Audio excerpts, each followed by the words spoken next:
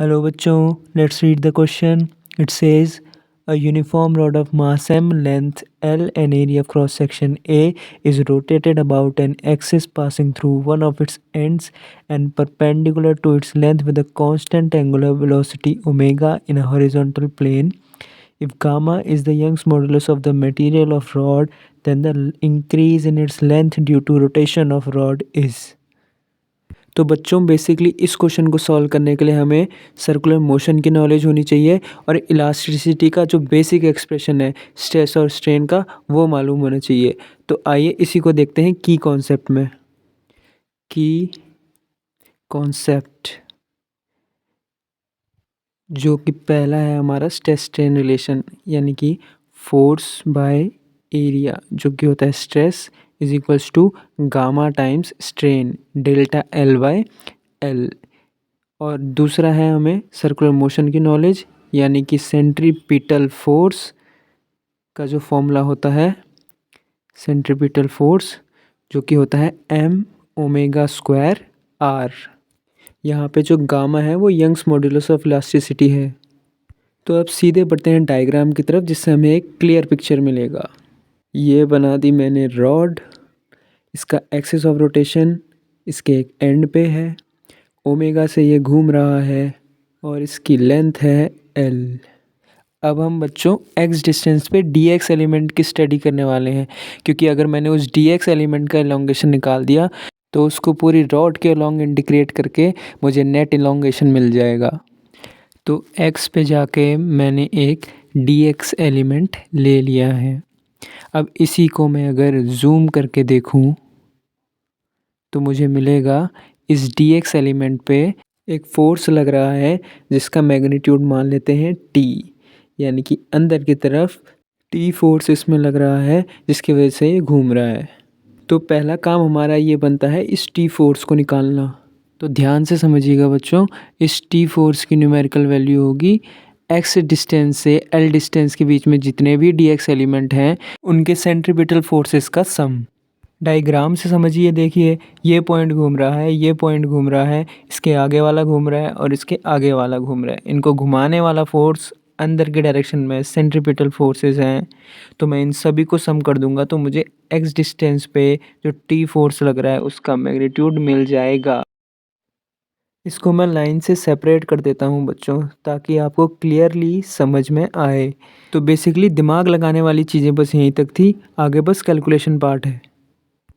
अब क्योंकि उसे यूनिफॉर्म मास रॉड बोला गया है, इसका मतलब मैं इसकी लीनियर मास डेंसिटी डिफाइन कर सकता हूँ, यानी कि mu is equals to m by इसकी लेंथ एल हो जाएगा।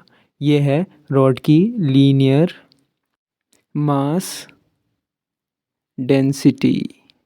लीनियर मास डेंसिटी इसका यूज़ हम डीएम मास को एक्स की टर्म्स में लिखने के लिए करेंगे ताकि हम उसे इंटीग्रेट कर पाएँ। It implies our T force is equals to integration of centripetal forces of ahead dx elements, यानी कि उनका centripetal force को लिखेंगे dm ओमेगा स्क्वायर x, जिसको हमने x से l तक इंटीग्रेट किया है, is equals to integration from x to l। अब dm की जगह हम म्यू इंटू उस स्मॉल एलिमेंट की लेंथ यानी कि डी एक्स लिख देंगे इंटू ओमेगा स्क्वायर एक्स। यहाँ से हमें टी की वैल्यू मिल जाएगी, t is equals to mu omega square l square minus x square by 2। ध्यान रहे बच्चों, इस इंटीग्रेशन से हमारे डी एक्स एलिमेंट पे कितना फोर्स है उसकी वैल्यू निकली है। अब उसके इलोंगेशन को हमें पूरे लेंथ के अलोंग इंटीग्रेट करना बाकी है। तो मान लेते हैं let elongation in dx element be dl। अब हम यूज़ करते हैं अपना स्ट्रेस स्ट्रेन रिलेशन, यानी कि स्ट्रेस यानी कि force by area is equals to gamma times dl by उसकी लेंथ dx। अब ऊपर से t की वैल्यू सब्स्टिट्यूट कर देंगे। It implies mu omega square by 2 bracket l square minus x square is equals to यहाँ पे नीचे ए भी है, is equals to gamma times d l by d x. यहाँ से हमें इलॉन्गेशन मिलेगी mu by 2a gamma omega square l square minus x square d x is equals to d l. अब इसी डी एल एलोंगेशन को पूरी length के long integrate कर देंगे, यानी कि 0 से एल, तो हमें नेट एलोंगेशन मिल जाएगा। इट इम्प्लाइज डेल्टा एल जो कि नेट एलोंगेशन है mu upon 2a gamma omega square bracket integrate करके L cube minus L cube by 3 आ जाएगा। अब म्यू की वैल्यू पुट कर देंगे m बाय एल, तो हमें मिलेगा m by 2a l gamma omega square, ऊपर से सब्सट्रैक्ट करके आया 2l cube by 3।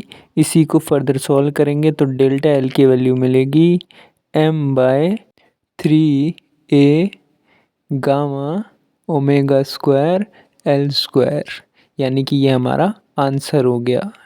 Net elongation हमारा आ गया m omega square l square by 3a gamma. Option में देखेंगे ऑप्शन नंबर सी। तो I hope you understood it well. Thank you बच्चों।